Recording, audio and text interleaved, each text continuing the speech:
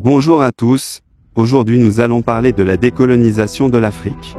L'Afrique qui était sous le joug des puissances coloniales, les Africains, qui étaient assujettis à l'oppression, avaient soif de liberté et d'indépendance.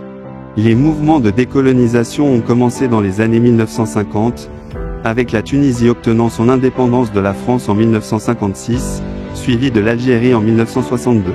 Les autres pays africains ont rapidement suivi, avec une vague de pays accédant à l'indépendance en 1960, qui a été surnommée l'année de l'Afrique.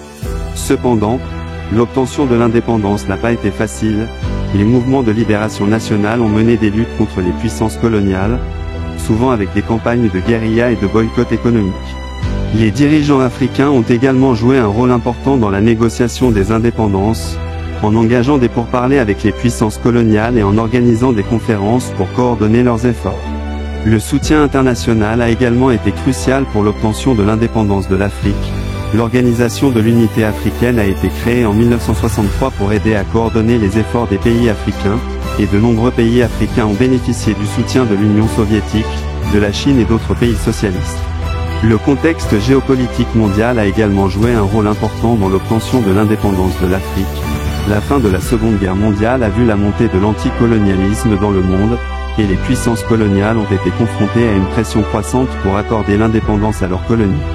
Les États-Unis et l'Union soviétique ont également joué un rôle dans la promotion de l'indépendance de l'Afrique, en cherchant à élargir leur influence et leur soutien dans la région.